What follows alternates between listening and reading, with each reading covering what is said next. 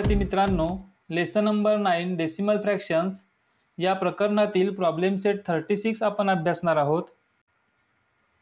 Decimal fractions, a fractions whose denominator is 10 or any other 10 times multiple of 10 is called a decimal fractions. ज्या अपूर्णांकाचे छेद 10 किंवा 10च्या 10 पटीत असतात त्यांना दशांश अपूर्णांक म्हणतात. 7/10, 44/100, 285/100. These fractions are written in the numerator denominator form. या ठिकाणी काही डेसिमल फ्रॅक्शनची एक्झाम्पल दिली आहेत. 7/10 या फ्रॅक्शनचा डेनोमिनेटर 10 आहे, त्यामुळे हा डेसिमल फ्रॅक्शन आहे. दुसरा फ्रॅक्शन आहे 44/100, याचा डेनोमिनेटर 100 आहे आणि तो 10चा मल्टिपल आहे. 10 10 100. थोडक्यात असं लक्षात ठेवायचं आहे की ज्याच्या डेनोमिनेटरमध्ये सुरुवातीचा डिजिट 1 हा असतो आणि त्याच्या पुढे 0 हा डिजिट असतो, मग तो कितीही वेळाही असू द्या, असे फ्रॅक्शन हे डेसिमल फ्रॅक्शन म्हणून ओळखले जातात. Decimal fractions are written in the different form using a decimal point. Decimal fraction लिहित असताना पॉईंटचा उपयोग केला जातो. या पॉईंटला डेसिमल पॉईंट असं म्हणतात. 1/10 is written as 0.1 in the decimal system. 1/10 हा फ्रॅक्शन डेसिमल सिस्टम मध्ये लिहित असताना 0.1 अशा प्रकारे लिहिला जातो.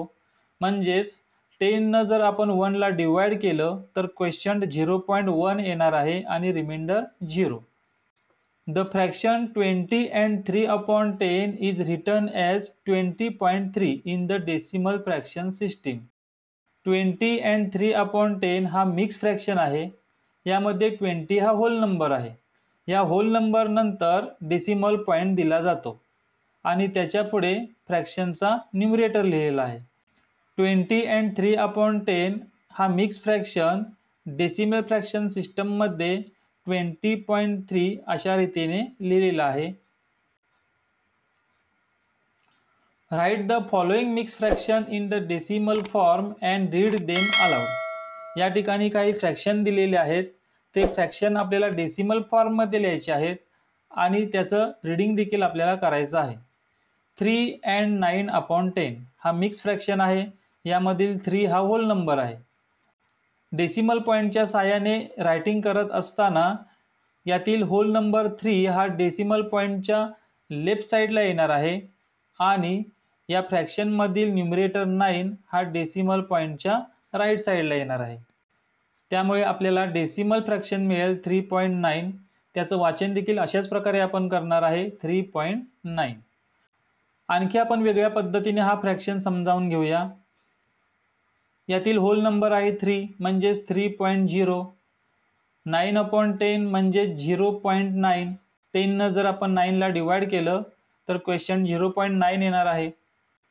होल नंबर 3 आणि यातील फ्रॅक्शन 0.9 यांची जर आपण ॲडिशन केली तर ती ॲडिशन येते 3.9. अशा पद्धतीने देखील हा डेसिमल फ्रॅक्शन आपल्याला मिळतो. पुढील फ्रॅक्शन आहे 1 and 4/10. हा देखील मिक्स फ्रॅक्शन आहे.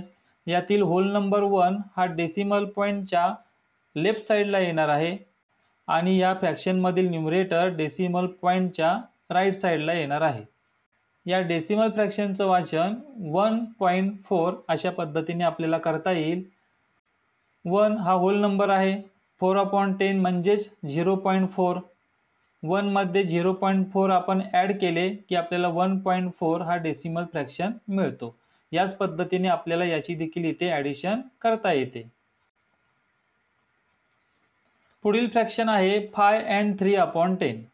यामधील 5 हा होल नंबर डेसिमल पॉईंटच्या लेफ्ट साईडला येईल आणि फ्रॅक्शन मधील न्यूमरेटर हा डेसिमल पॉईंटच्या राईट साईडला येणार आहे. या डेसिमल फ्रॅक्शनचं वाचन 5.3. पुढील फ्रॅक्शन आहे 8/10. हा मिक्स फ्रॅक्शन नाही, कारण या ठिकाणी होल नंबर नाही. होल नंबर नसल्या कारणाने आपण डेसिमल पॉईंटच्या लेफ्ट साईडला 0 घेणार आहे आणि डेसिमल पॉईंटच्या राईट साईडला यातील न्यूमरेटर 8 घेणार आहे. अशा प्रकारे आपल्याला 0.8 हा या ठिकाणी डेसिमल फ्रॅक्शन आपल्याला मिळतो. पुढील फ्रॅक्शन आहे 5/10. हा देखील मिक्स फ्रॅक्शन नाही, त्यामुळे डेसिमल पॉईंटच्या लेफ्ट साईडला 0 येईल आणि डेसिमल पॉईंटच्या राईट साईडला यातील न्यूमरेटर 5 येणार आहे. 0.5 हा डेसिमल फ्रॅक्शन आपल्याला या ठिकाणी मिळतो. मुलांनो, डेसिमल फ्रॅक्शन अभ्यासत असताना आणखीन एक गोष्ट लक्षात ठेवायची आहे की या ठिकाणी डेसिमल फ्रॅक्शनचा डेनोमिनेटर 10 आहे. 10 या डेनोमिनेटर मध्ये 1 या डिजिट नंतर एकच 0 आलेला आहे.